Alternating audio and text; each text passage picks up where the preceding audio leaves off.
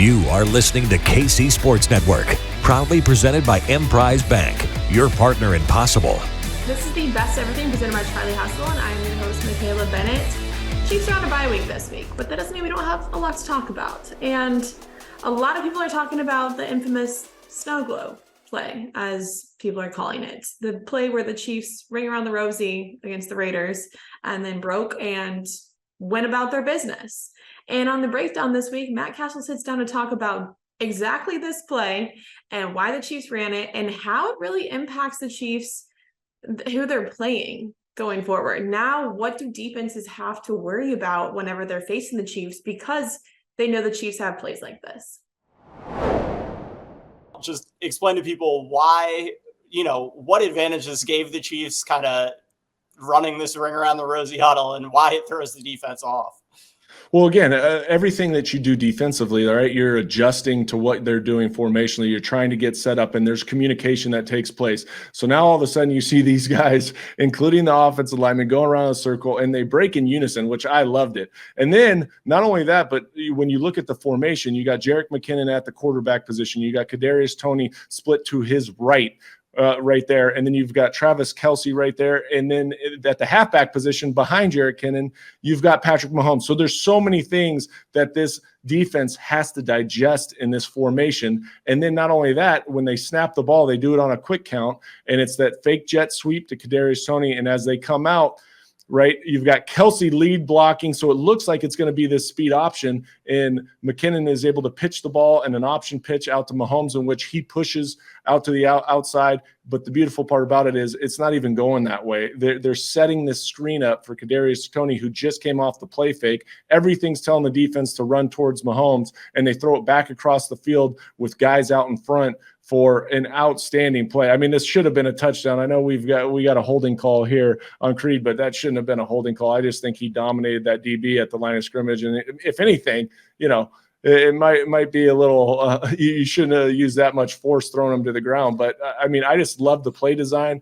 I love what took place before the snap, because there's so many things that like I said, the defense has to digest before it even takes place. Yeah, and I agree. I think that was a call that did not need to be made. I thought it was a clean block from Creed. Unfortunately, wiped out this beautiful play. But you also look at it when you look at the speed option side of this.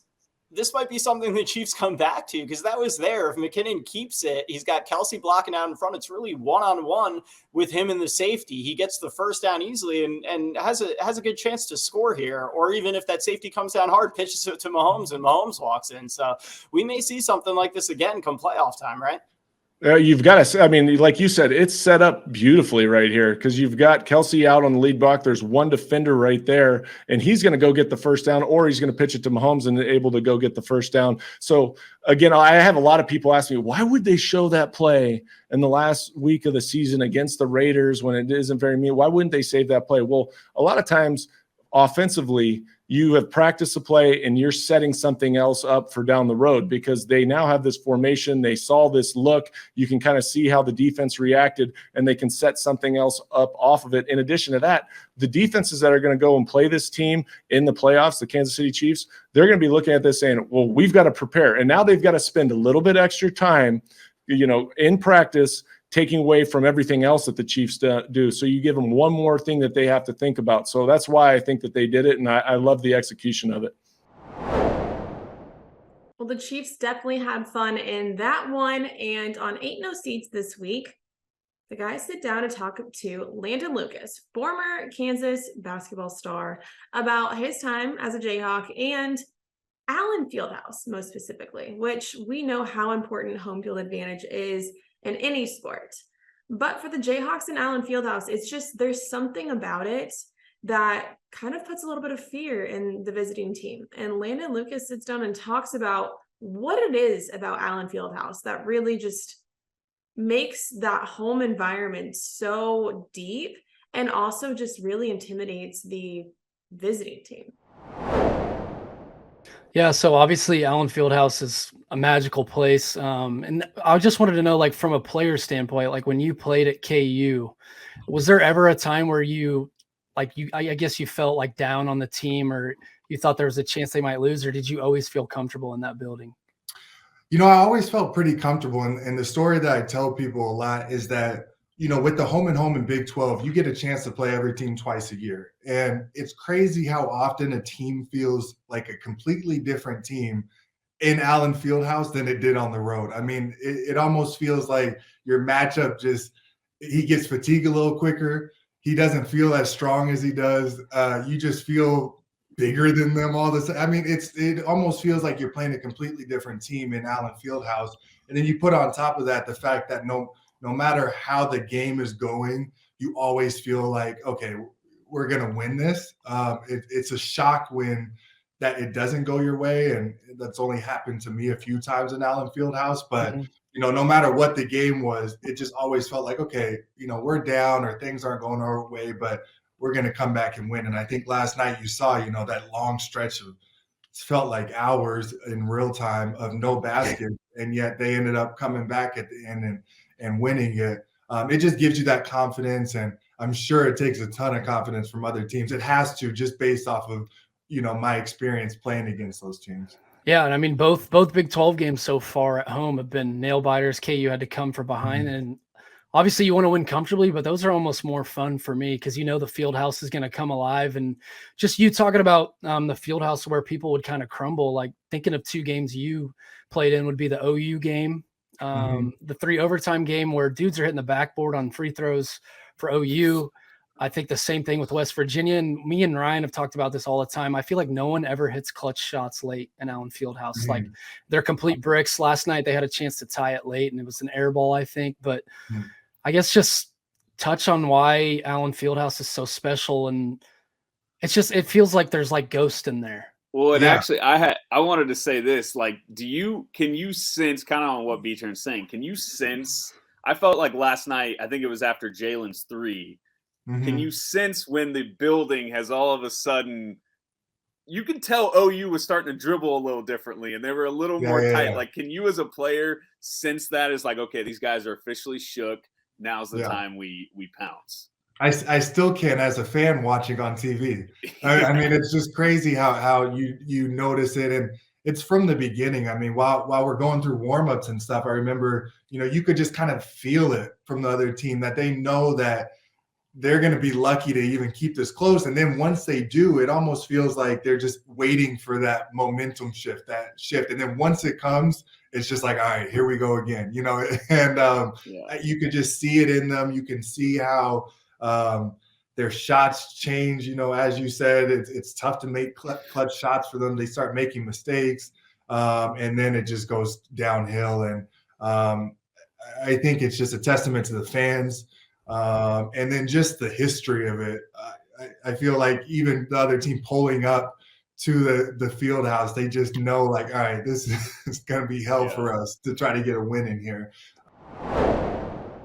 Usually when it goes downhill, it doesn't get much better for the visiting team, but something that is hopefully going uphill now is the Mizzou Tigers offense, now that they have an offensive coordinator, and everyone kind of was hoping for it, was, you know, fighting for it. All the fans, at least, as they love to point fingers at Eli Drinkwitz this past year and say, hey, you need an offensive coordinator. Okay, he's got an offensive coordinator now. So Gabe Darman really hones in on this and says next year, if there's any trouble with the offense, who are the fans going to blame? Are they going to blame the new OC? Or are they going to blame the head coach? Who's to blame here? So there's a lot of questions, but Drinkwitz can finally say, hey, I have an offensive coordinator. Let's talk about having an offensive coordinator for the Missouri Tigers football team. Look at that. Look at that transition. That was kind of, you think I get paid to do this? Very smooth. I'm interested by this hire. I'm not coming out here. I'm not saying this is a home run hire. This is the best thing that Missouri football could have done. I think it's good. I think it's good. I don't think that there's anything bad with it. I don't think Missouri football got worse by hiring Kirby Moore, if that makes sense. But I do think it's very interesting to look at it from this way. Drinkwitz seemed to be very relieved that he has somebody to kind of take those duties off of him.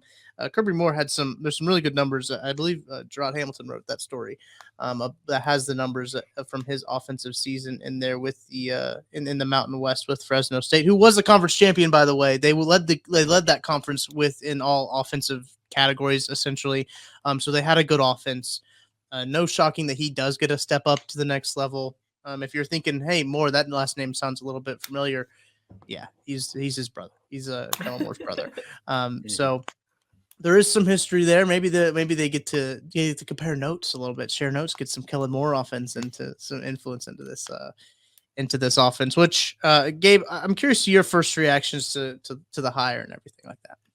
Well, I think the big thing really is whoever he hires to do it, cool. I mean, I'm not qualified to say whether Kirby Moore is better than the guy at Western Michigan or Penn State or anywhere else. You know, I mean, I think a lot of it comes down to how much talent you have and all that. But I think the big question is, you know, I think a lot of people think now, oh, well, offensive coordinator, cool. Drinkwitz is just out on the offense. He's just the CEO and Kirby Moore has carte blanche with the offense. I mean, he's still going to be in the game planning. He's still going to be working with the offense more than the defense or the special teams probably at practices.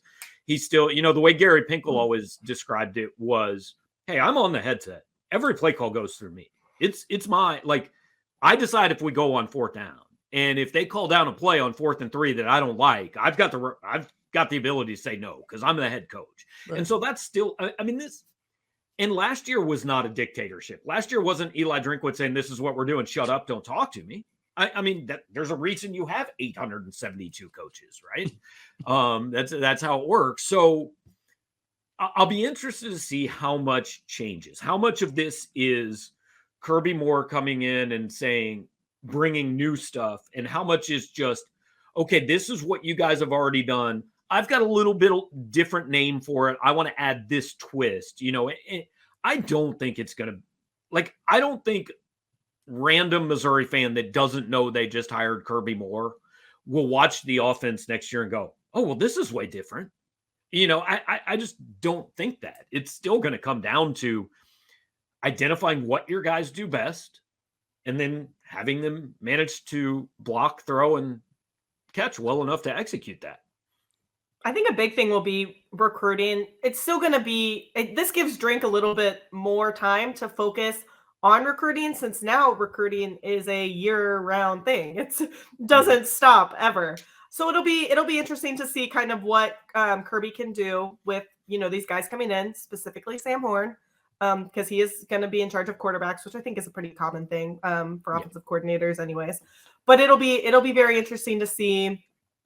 Just, I mean, he's not an old coach. He's young, maybe fresh ideas. I don't know. I'm excited about it. We've been talking about it everywhere for 6 months. Yeah. I mean, I think probably since the first game of the season against Louisiana Tech, we were like, I don't know, we might need to get an offensive coordinator in here. So I'm excited just to kind of see what he brings to the table. Well, and the interesting part of it to me is what it does as far as, I mean, look, if your offense is bad again next year, like, I don't know, you tried every solution and none of it's worked, you know? So, so does this shorten the leash on Drinkwitz? Does it lengthen it? You know, like, I'll be interested to see if we're through 6 games next year, Missouri's, I don't know, 3-3, and the offense is 12th in the SEC.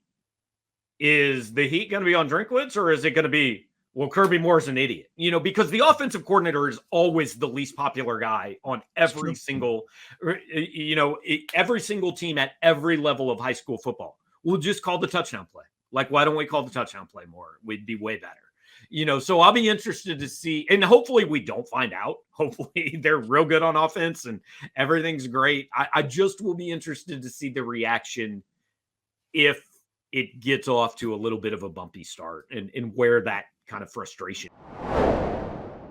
Well, some other big news in the coaching department. It was announced that Eric Bieniemy has been interviewed for the Colts head coaching position. And on KC Laboratory this week, the guys sit down and talk about that. Matt Craig and Kent sit down and talk about Eric Bieniemy head coaching, and okay, let's say he does get a head coaching position. Who now feels that role for the Chiefs? I think it could be Matt Nagy. He's the quarterback coach right now. Came back to be with Andy Reid. And I think that just makes sense to kind of plug Nagy back into the OC spot. But that's if and when Eric Bieniemy gets a head coaching position. Now, it could be that he gets this Colts position. We don't really know. We won't know for a bit. But the guys sit down and talk about head coaching and Eric Bieniemy as a coach and why he deserves a head coaching position. Big news. Bow, bow, bow, bow. Pew, pew, pew. Jim Irsay has just tweeted out that he has just completed his interview with Eric Bieniemy. Eric Bieniemy has interviewed for the Indianapolis Colts job. I'm a little bit surprised that he is getting this opportunity, Matthew. I kind of wondered if that was going to be the end of his chances of interviewing, but Chris Ballard in the Indianapolis Colts, Jim Irsay, have given Eric Bieniemy an interview today. So there's a lot to unpack here, from Jim Irsay announcing it on Twitter by just essentially saying, we have completed our interview with Eric Bieniemy, and then the flex emoji. So what a way to announce, just straight from Irsay himself as a tweet with emojis. That was amazing. But then also Zach Kiefer, who covers the Colts for the Colts in the NFL for The Athletic, also tweeted out the Colts have been digging in to Eric Bieniemy the last few days, and then they had completed the interview with him per Jim Irsay. So they've apparently been doing a little bit of legwork the past couple days. They were able to keep it under wraps here for a little bit. Now it's popped because Irsay just wanted to tell the world via a tweet. And, I don't know if Irsay does stuff on purpose or not. I don't know what his process is. But it's interesting the way it was announced to me. Yeah, and just to put it in reference with the rest of the coaches that the Colts have been looking at here, they've been seeking permission to interview Shane Steichen, Ben Johnson, Aaron Glenn, Raheem Morris. They did interview Bubba Ventrone. They did interview Ejiro Evero, and reportedly, now Eric Bieniemy is one of those. Jeff Saturday certainly has gotten an interview as well, kind of as the interim head coach there. So they are in on some of these players, some of these coaches that are hotter names. But when you look at that, I mean, really, Shane Steichen's the only guy that I think you look through that list and you're like, man, that guy's been on more, hot head coaching lists than a guy like Eric Bieniemy. So it could be that they're looking for kind of that tier, obviously not going after Sean Payton or anything like that, but could be looking at that tier. Maybe this is the spot that Eric Bieniemy finally gets himself a shot to coach an NFL team. Well, we will see if this is the landing spot for Eric Bieniemy. I know he loves also being a Chief and coaching for the Chiefs, but I think the Chiefs fans are kind of ready to see him get a head coaching position. He deserves it. He's been with the team long enough and he deserves a shot. So we'll see if that happens for Bieniemy. But turning the tables over to college basketball, on 3Ma this week, John, DY, and Cole sit down and talk about Kansas State basketball. They're ranked number 11 right now, and they've had some pretty big win the past couple days. And they play TCU today, Saturday. So it's an exciting time in Wildcat basketball. And John says this is maybe the most exciting time for him to be a basketball fan for K-State in a long time. The last time I had as much fun watching K-State basketball for a week, I mean, I don't – the Kentucky game was amazing. And that is honestly about the last time I can remember being on like this sort of like high for K-State basketball. Like, I guess the game against Oklahoma where they won the Big 12 with Dean and Barry and company is close, but the Kentucky high, because it was the tournament and all that, was even more. And it's just the unexpected nature of this week, the fact that you have Noel and Keontae playing the way they are, the style that you're playing too, like it's just so fun. It feels like an NBA game. I mean, it's just all of that. It has been a long, long time, boys, since I have had that much fun watching K-State basketball. Probably a little bit of prisoner of the moment. This is up there. Don't get me wrong, but a singular game. I think it's the Kentucky game that you referenced, because that not only did you beat Kentucky, but you're going to the Elite Eight after that win as well. So, and you're knocking on the door of the Final Four. And I think you already knew that your opponent would be Loyola at that point, if I remember correctly. So you think you have a legitimate chance to make the Final Four for the first time, would have been since the 60s, I believe. So singular game, Kentucky. I remember there was a stretch of the 2018-2019 season where I think Kansas State went on a 10 or 11 game winning streak in the Big 12. They beat every single team like right in a row without a loss. So I think in terms of stretches, I think even more so than the win against Oklahoma, they clinched a share of the Big 12 that year. I think it was that stretch where I believe they won, like they beat every single team in a row during that Big 12 schedule. So that one would come to mind for me. And I mean, that included wins at Baylor, at Texas as well that year. Yeah. Now, the style of basketball was not nearly as fun. I get that. But I mean, Barry Brown and Dean Wade were in their bag in that during that, stretch where they literally defeated every single Big 12 team in a row. Yeah, I think it just feels different, right? Because it's Jerome Tang and a new coaching staff, and what they're doing is just truly remarkable. K-State right now is tied for second in the country in winning percentage with KU and Purdue.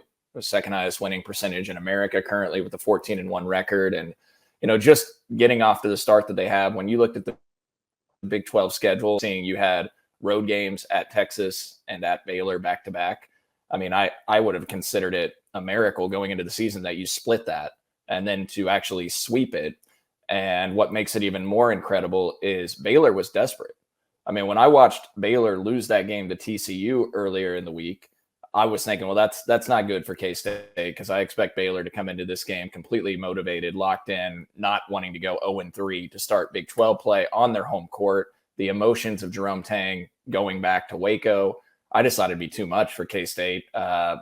And to come out the way they did and to win the way they did was tremendous. And guys, I think one of the most impressive things for me is just the mental fortitude and toughness this team showed in two of their last three games, the way that they went to overtime. K-State had both those games won in regulation, and back-breaking threes went in for West Virginia and Baylor. And to bounce back in both of those and make plays in overtime, it's so tough to do. You're, the underdog, especially in Waco, and all the momentum is with Baylor. And to be able to respond and make plays, I mean, it felt like it was getting away in overtime. Baylor was up 3. They had the ball, I think, with a chance to go up 2 scores. And then Marquise Noel just makes such a heady play that you see in the NBA all the time, where the defender had his arm out and he went up and drew the foul on the 3 and got the game tied. And obviously Ish Massoud made a huge shot on a great play design, and very happy that Ish had that moment, because he's certainly been a guy that's faced some criticism, and he had a great game and has actually made very impactful plays in 2 of K-State's wins in Big 12 play. Well, the Wildcats do have some very important players on their team. The KC Current just added a very important personnel to their ownership. Patrick Mahomes bought stake in the KC Current to join his wife, Brittany Mahomes, formerly Brittany Matthews, and the Longs in ownership of the KC Current. Now, Patrick Mahomes owns a lot. He owns parts of the Royals. He owns parts of KC Current now, Whataburgers. There's a lot. He's a businessman. But this just really shows that if he wasn't part of Brittany buying in, then Brittany must have done it on her own. Good for you, girl. That's awesome. So how important is Mahomes buying into KC Current? Well, on No Other Pod, Daniel and Chris sit down to talk about that, and really Pat's just ready to do whatever KC Current needs to get the right people here. Whatever they need, whatever the team needs, he's there, he can help. And that's just the type of player Mahomes is on the field, but also just the type of person he is. Maybe Sporting will make the playoffs again and then flounder out, but now it's like expectations are high, bro. And then, hold on. We only have one Mahomes on the ownership. We need a second one. Let's bring Patrick freaking Mahomes, not just as like, here's some extra money, I'm funding a situation. Let's bring him in as a 4th co-owner with the Longs and Brittany Mahomes. So It's now Mahomes Long Enterprises, and I'm here for it, dude.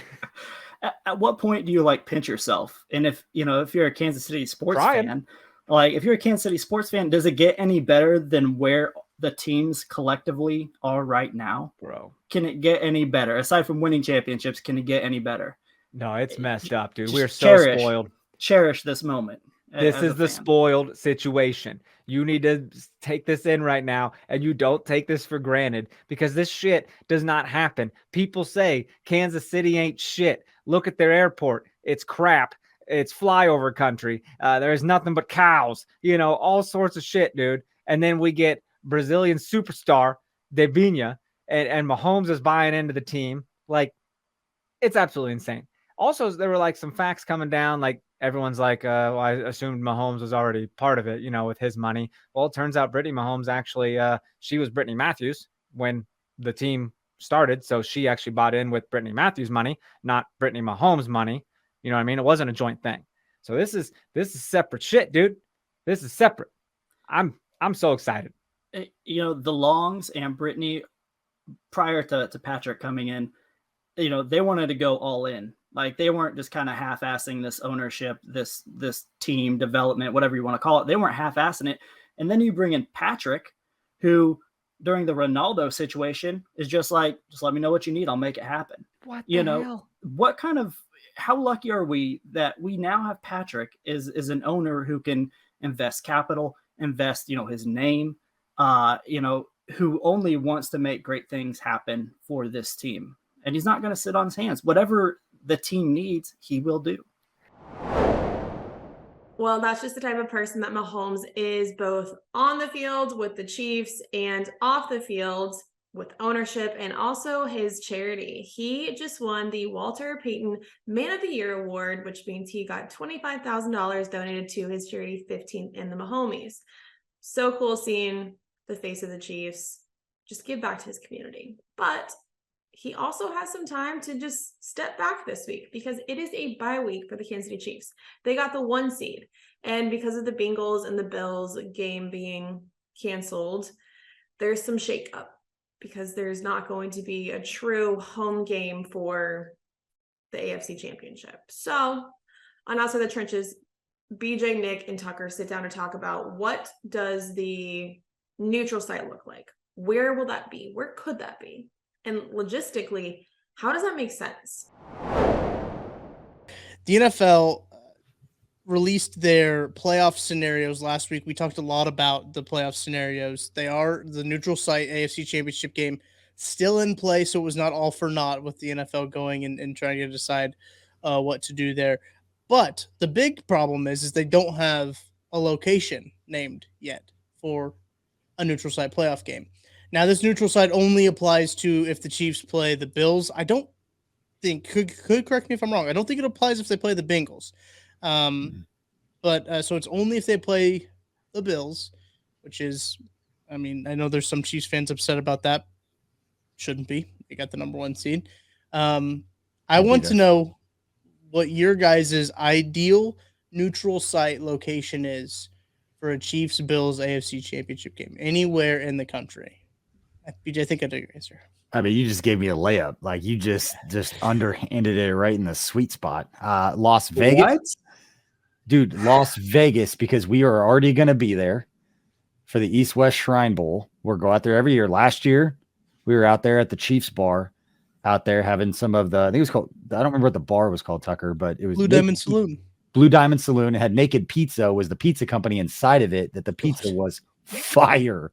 Very, very good pizza, which was great to eat after just a complete heartbreak. Awful experience overall watching the game there because of how it went down. But yeah, I would absolutely choose Las Vegas because we'll be out there. We get tickets, go to the game, do post game, hang out with Chiefs fans. Like, they've got all the hotels, logistics are already set up. They're going to have game day staff because they're putting the Shrine Bowl game out there. So a lot of those smaller issues that other stadiums might not be able to solve some of those issues, I think Las Vegas could solve them. So there's a lot of places that make sense.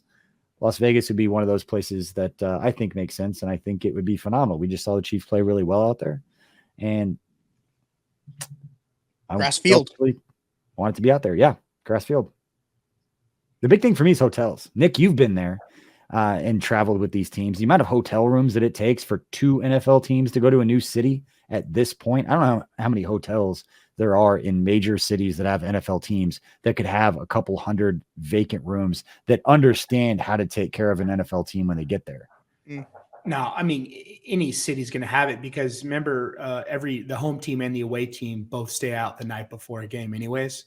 So any team with the stadium will have, the facilities and the banquet and stuff like that. But they book those hotels out like the second the schedule comes out. That's where the schedule leaks come from. When you wonder, like, how is some of the schedule coming out? It's coming from the managers of the hotels that are getting contacted by the operations people for the NFL. And then their buddies are like, hey, hotel like manager, are you getting a call? Like, yeah, this team just called. Like, okay, well, they're playing that day or whatever. And that's how the schedule starts to get released.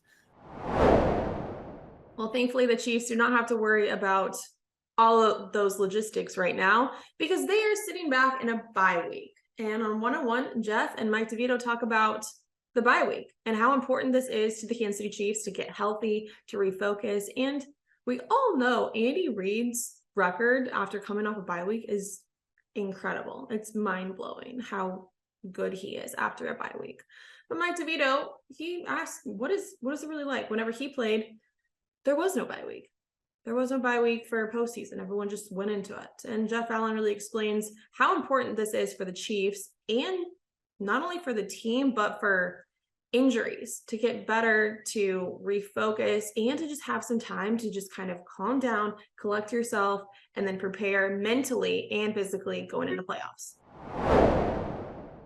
Talk to me about the bye week. So in 2018, so all the playoffs that I went through, we had to play wild card weekend. And so we'll talk about that next week when we get into what it's like to start off in the playoffs and what that feels like and how the atmosphere changes. We'll talk about that next week. But talk to me about the bye week because this was something I never got to experience.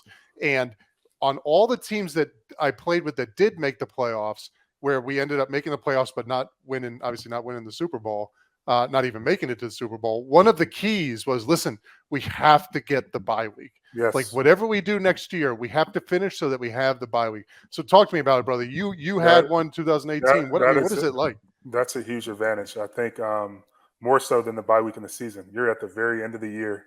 And especially now, there's only one team on each side that gets the bye. So you're going to be well rested. You're still going to get work in. You're going to be practicing during the week. Not very strenuous practice, but you're going to be out there moving around, keeping your body in some type of shape. But the real advantage is the coaches are going to be able to get ahead. So they're going to game plan for every potential matchup. Right. And they're going to find wrinkles for every single team. And then when they finally get that final opponent, they're going to already have a day in which they could focus on that opponent before that other team could focus on you. Right. So they're going to be way ahead. There are going to be some things they're going to be able to do that other teams can't do because of that bye week. And like I said, the other important aspect is the health of the team. There's some guys banged up on every team in the league. With you being the only team with the bye, that's a huge advantage. Huge advantage. Especially with some of our key players being banged up. Like I said, McCole Hardman has been banged up. He came off IR, but he's still not full health. Kadarius Toney, he played. He looked very good, but with hamstrings, it's always good to get rest. Always speed, good. Guys. Yeah, so it's great to see that. I mean, Chris Jones has been absolutely dominant. Right. But I know he's hurting right now. He's a big physical dude. So for him to get this bye week along with the offensive line and other D linemen, you got Frank Clark dealing with a groin issue. Right. He might not have been able to play if we didn't have the bye. Hopefully he's able to play with this bye. So it's a huge advantage, man. Well, while there isn't a game this week for the Kansas City Chiefs, there is still plenty going on in the world of sports in Kansas City. We still have college football moves being made. We have transfers, we have commits, we have coaches, hires, fires, etc. And we are in full swing for college basketball games almost every day. So tune in to Kansas City Sports Network and we will talk all about it. But we will have a live show Sunday night to talk about the Chiefs' next opponent in the playoffs. And that will be right here on Kansas City Sports Network. But this has been the Best of Everything presented by Charlie Hustle.